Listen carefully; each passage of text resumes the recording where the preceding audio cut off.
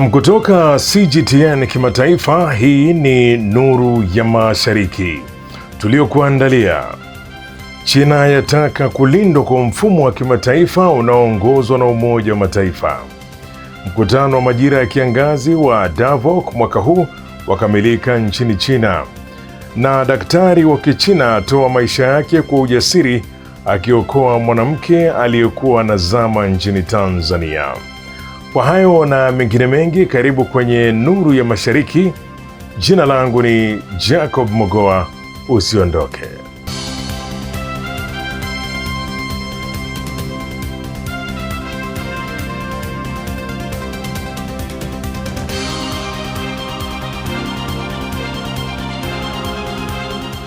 Na karibu. Katika maadhimisho ya miaka 80 ya mkataba wa Umoja wa Mataifa, viongozi wa kimataifa wametoa wito wa kulinda mfumo wa kimataifa unaozingatia sheria na ushirikiano wa pande mbili. Balozi wa China Fu Kong na katibu mkuu wa Umoja wa Mataifa Antonio Guterres wametahadharisha kuhusu kuongezeka kwa ukiukaji wa misingi ya mkataba huo. Ronald Mutie anaripoti zaidi. Katika maadhimisho ya miaka 80 tangu kutiwa saini kwa mkataba wa Umoja wa Mataifa, balozi wa China katika Umoja wa Mataifa Fu Song ametoa wito kwa jumuiya ya kimataifa kulinda mfumo wa kimataifa unaoongozwa na umoja huo, huku akisisitiza umuhimu wa kulinda historia ya ushindi wa vita kuu ya pili ya dunia. Akizungumza kwenye hafla maalum ya Baraza Kuu la Umoja wa Mataifa jijini New York, Balozi Fu alisema kwamba mkataba wa Umoja wa Mataifa ulioidhinishwa Juni 25 mwaka 1945 mjini San Francisco uliweka msingi wa mfumo wa kimataifa wa pande nyingi na kuwa dira ya maendeleo kwa binadamu wote. Amesema dunia inapaswa kulinda mafanikio ya ushindi wa vita kuu ya pili ya dunia, kupinga juhudi zozote zile za kupotosha historia na kulinda misingi ya mfumo wa kimataifa unaoongozwa na sheria ya kimataifa na Umoja wa Mataifa. Aidha, ametoa wito wa kuheshimu mamlaka, uhuru na ukamilifu wa ardhi ya mataifa yote pamoja na kushikilia njia za amani katika kusuluhisha migogoro.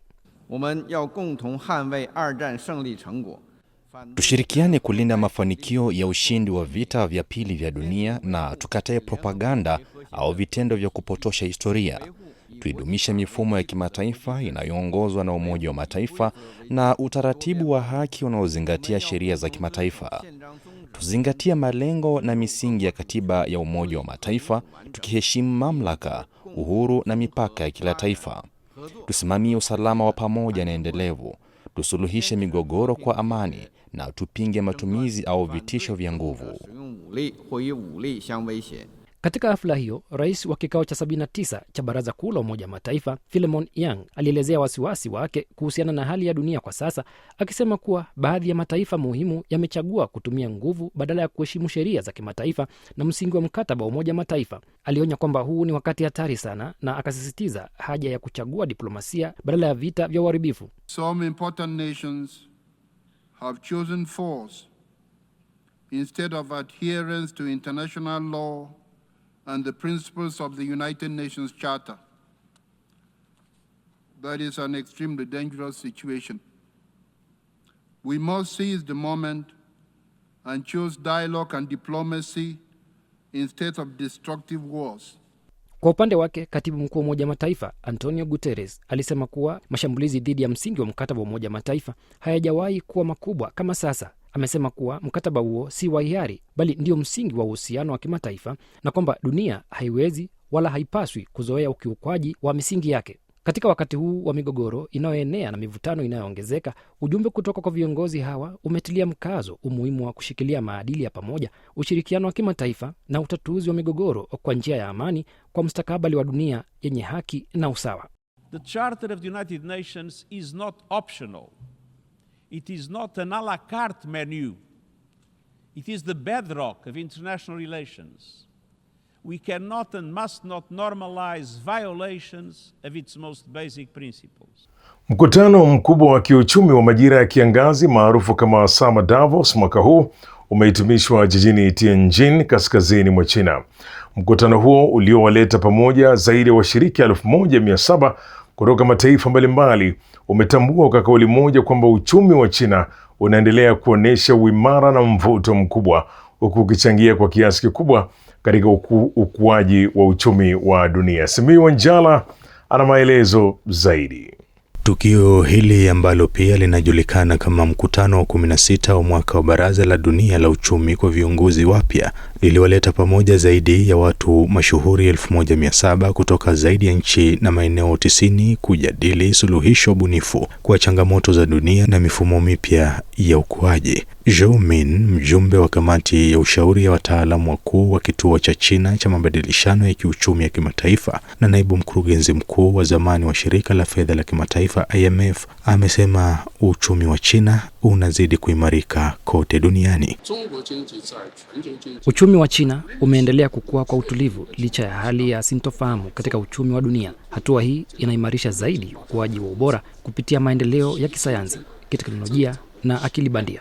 Washiriki pia waligusia uwezo unaokuwa wa China katika ubunifu wa kisayansi na kiteknolojia, wakisema unaendelea kuvutia wawekezaji wa nje na kufungua milango zaidi ya ushirikiano kwa biashara za kimataifa. So I would say in terms of pushing the envelope on innovation, China is really at the forefront, and if the customer demand is there globally, certainly it's there in China, which supports more an ongoing innovation. Daktari wa Kichina Zhang Chunchao, mtaalamu wa usingizi aliyejitolea ambaye aliongoza timu ya 27 madaktari wa China nchini Tanzania, alitoa maisha yake kwa kishujaa siku ya kina baba duniani alipokuwa akiokoa mwanamke aliyekuwa anazama nchini Tanzania. Nilifuatilia taarifa hiyo na kuandalia ripoti ifuatayo.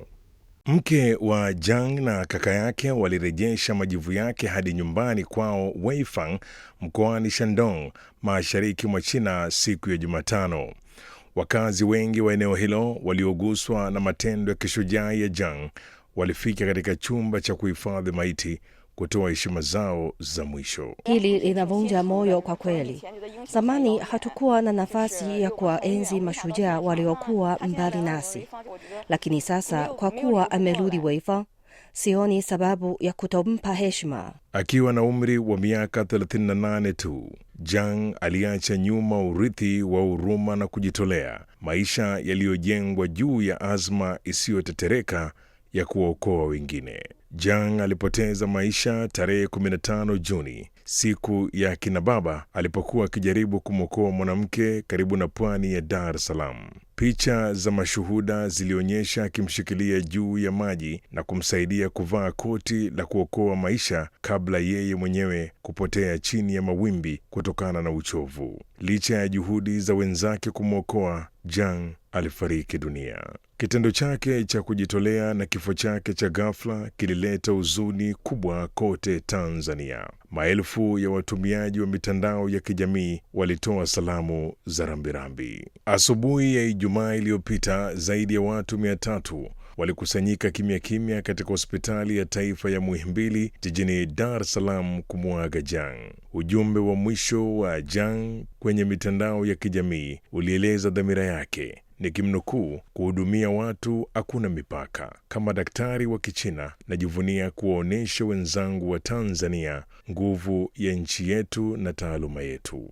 Lilikuwa jambo la asili kwake kutokana na moyo wake mwema kama mhudumu wa afya. Hivyo ndivyo alivyoishi. Zhang alikuwa akifanya kazi katika hospitali ya taifa ya Muhimbili, hospitali kuu ya rufaa nchini Tanzania, tangu mapema mwaka wa 2024.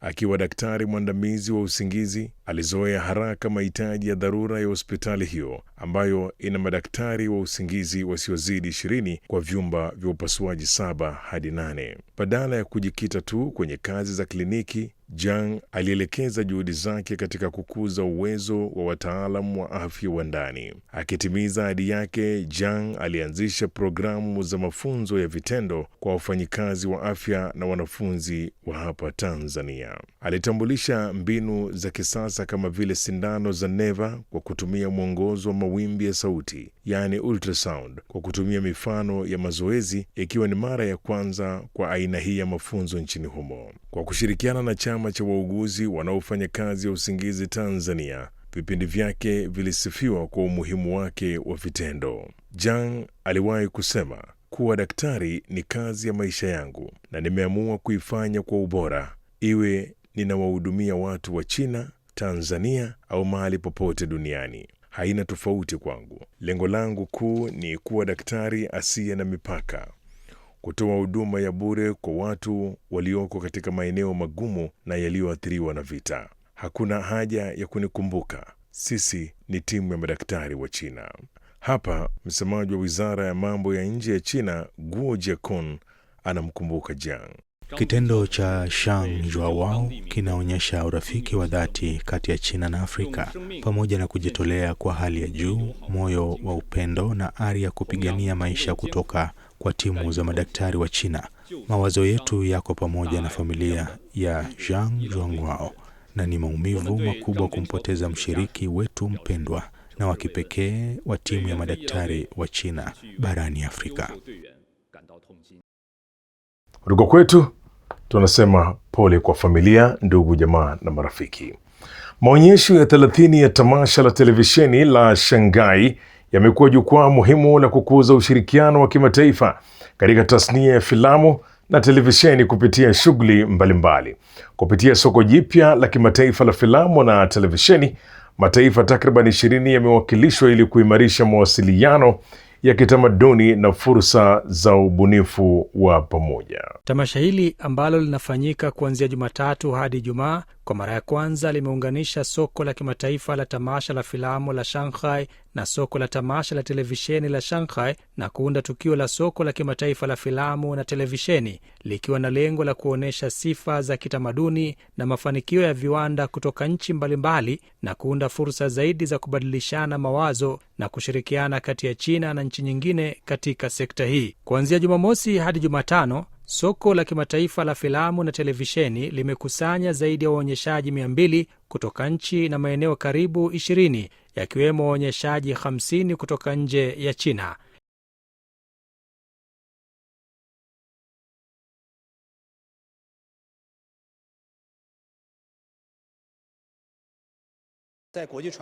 Kazi nyingi kama vile makala za hali halisi na mfululizo wa vipindi vya televisheni ni sehemu ya mawasiliano ya kimataifa, na sehemu nyingine ni pamoja na video fupi, tamthilia fupi sana na fasihi ya mtandaoni, ambazo zote zitaunda mtandao wa ubunifu wa fasihi na sanaa mpya kwa umati wa watu. Usafirishaji wa tamthilia fupi sana na video fupi ni mfano mzuri sana, ambazo ni fupi, wazi na za haraka. Nafikiria hii inaweza kuwa fursa mpya kwa mawasiliano ya kimataifa. Tamasha hili ni miongoni mwa matamasha makubwa zaidi ya televisheni katika Asia ya Mashariki, na pia ni nyumbani kwa tuzo maarufu za Magnolia, moja ya tuzo kubwa zaidi za heshima katika tasnia ya televisheni nchini China. Mashindano ya mwisho ya ligi ya dunia ya soka la roboti yanatarajiwa kufanyika jijini Beijing siku ya Jumamosi. Mashindano haya yataonyesha roboti za kibinadamu zinazojiendesha zenyewe zikipambana vikali katika kinyang'anyiro hiki cha aina yake. Tom Njala ana maelezo zaidi. Hili ni jaribio la kwanza kuelekea michezo ya dunia ya roboti wa kibinadamu itakayofanyika kwa mara ya kwanza mwaka huu. Mechi ya soka ya roboti 3 dhidi ya 3 itafanyika katika eneo la maendeleo la uchumi na teknolojia la Beijing linalojulikana kama ukanda wa maendeleo wa Yijiang.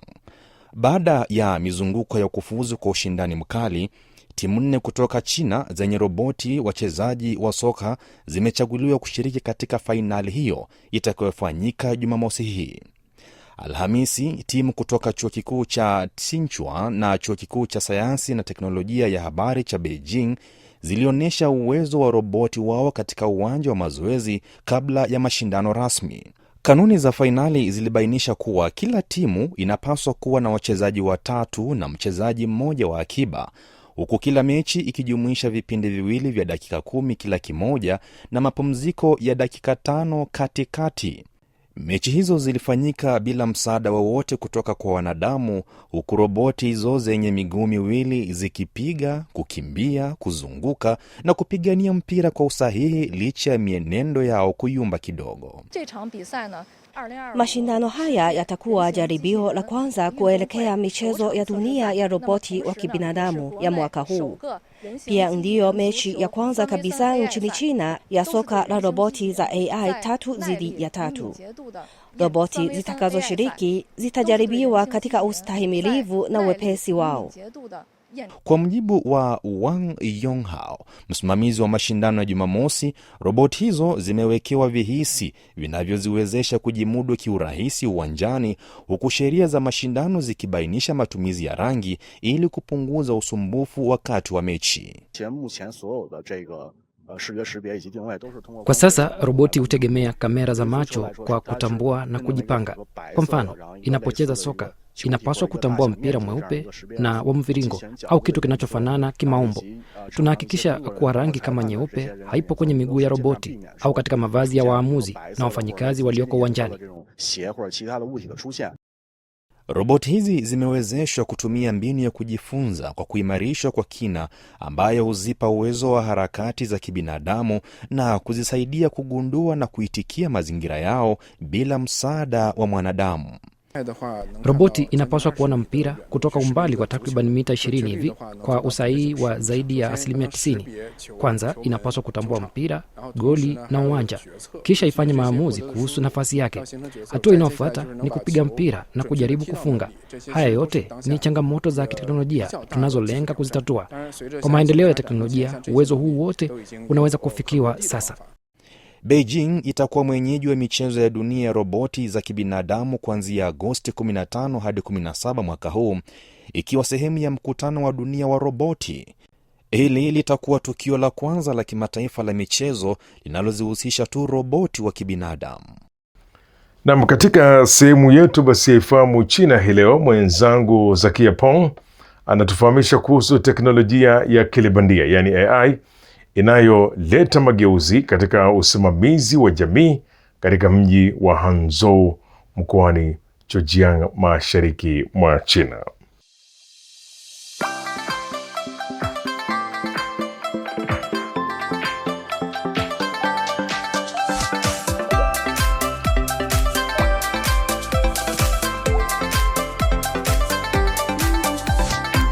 Mambo na karibu katika kipindi cha Ifahamu China. Mimi ni Zakia Peng. Teknolojia ya akili bandia inaleta mageuzi katika usimamizi wa jamii katika mji wa Hangzhou mkoani Zhejiang mashariki mwa China, kwa kukusanya na kuchambua data kutoka kwenye mifumo rafiki kwa watumiaji inayowaruhusu wakazi kushiriki katika kufanya maamuzi. Kwa mujibu wa uundaji wa sauti wa akili bandia, data kubwa, ujumuishaji wa kidijitali na teknolojia nyinginezo, mfumo huu husaidia jamii kuboresha utoaji wa huduma kupitia kuboresha miundo ya kazi, kuboresha ufanisi wa kazi na kufuatilia taarifa za kazi. Pia mfumo huu unaweza kurekodi data za biashara kwa ufanisi na kutoa msaada mkubwa wa data kwa usimamizi wa jamii na manispaa, ili kusaidia kuboresha usimamizi na kufanya maamuzi yanayotokana na data. Mtaa wa Yingfeng katika wilaya ya Xiaoshan uliungana na VoPixel kuunda mfumo wa kidijitali wa Yingfengli, muundo mpya wa kidijitali wa usimamizi wa jamii wa ngazi ya chini wenye ubora na ufanisi ulioboreshwa. Jukwaa la Yingfengli lilijaribiwa katika jumuiya ya makazi ya Beijing ili kuimarisha usimamizi na huduma za jamii, wakati Hangzhou ikijiandaa kuandaa mchezo wa Asia ya mwaka 2022. Beijing ni jumuiya mpya ya mijini inayounganishwa. Kwa sasa, Beijing ina wafanyakazi wa jumuiya 15, lakini wanaohudumia idadi ya watu wapatao 40,000. Kwa mujibu wa mtindo wa awali wa kazi, kwenda nyumba hadi nyumba, kutembelea na kuchunguza haina ufanisi wa kutosha wa kukidhi mahitaji na viwango vya huduma zetu. Mfumo wa utawala wa kidijitali wa Yingfengli umesaidia kuwaweka huru wafanyakazi wa jamii kutokana na kazi ya kujirudia na umepunguza mzigo wao wa kazi kwa ufanisi. Kupitia njia za kidijitali, ndani ya dakika 15 hadi nusu saa, wafanyakazi wanaweza kushughulikia kile ambacho kingekuwa mzigo wa kazi wa siku 2 hadi 3. Haya, kwa leo kipindi hiki kinaishia hapa. Katika kipindi kijacho nitaendelea kukuletea mambo mengine yanayovutia kuhusu utamaduni na jamii ya China. Asante kwa kuwa nami. Mimi ni Zakia Peng. Kwa heri. Na mwisho basi, katika sehemu yetu ya kujifunza Kichina hii leo, kwenye sehemu hii tunawaletea masomo ya lugha ya Kichina hatua kwa hatua na kwa njia ambayo ni rahisi na ya kuvutia. Hebu basi jiunge nami katika kujifunza lugha ya Kichina.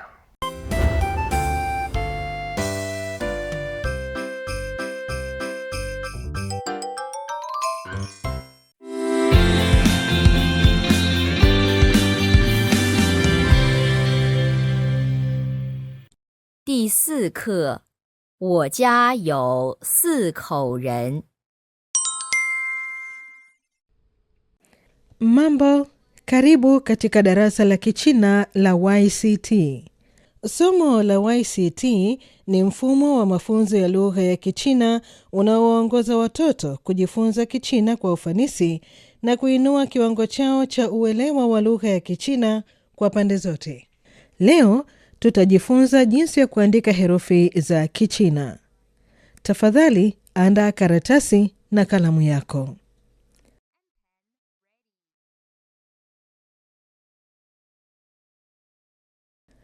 Kujifunza herufi za Kichina.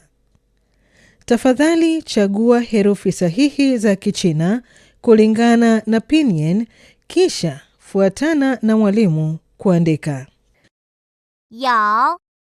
Niambie, ipi ni sahihi? 第1个 Hebu tuone kosa liko wapi katika herufi ya pili. Sasa hebu tuone jinsi ya kuandika herufi hii ya Kichina kwa usahihi. Tafadhali andika pamoja nami.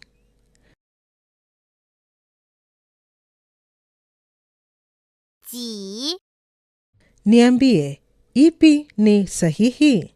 第2个 Hebu tuone kosa liko wapi kwa herufi ya kwanza.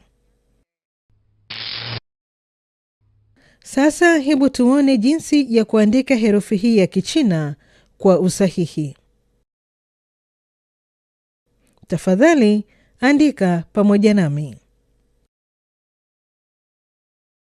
口 Niambie, ipi ni sahihi? 第2个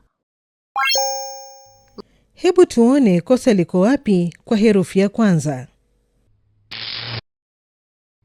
Sasa hebu tuone jinsi ya kuandika herufi hii ya Kichina kwa usahihi. Tafadhali andika pamoja nami. 和 Niambie, ipi ni sahihi? 第1个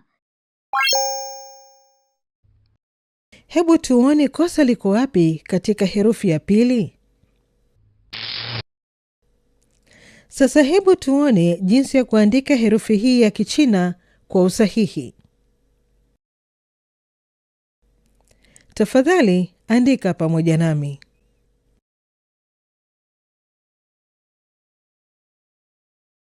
没 Niambie, ipi ni sahihi? 第2个 Hebu tuone kosa liko wapi kwa herufi ya kwanza. Sasa hebu tuone jinsi ya kuandika herufi hii ya Kichina kwa usahihi.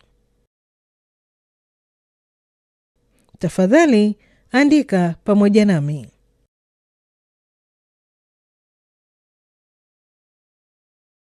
个 Niambie, ipi ni sahihi? 第2个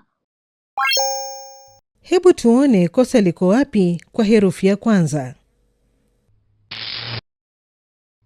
Sasa hebu tuone jinsi ya kuandika herufi hii ya Kichina kwa usahihi. Tafadhali Andika pamoja nami. Tafadhali jibu sahihi kuendana na swali.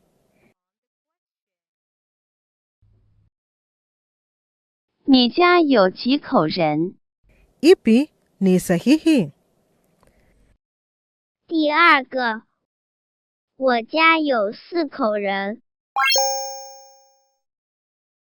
你有姐姐吗？第一个，我有一个姐姐。她是谁？第一个，她是成龙。他是哪国人？第二个，他是中国人。你认识他吗？第一个，我不认识他。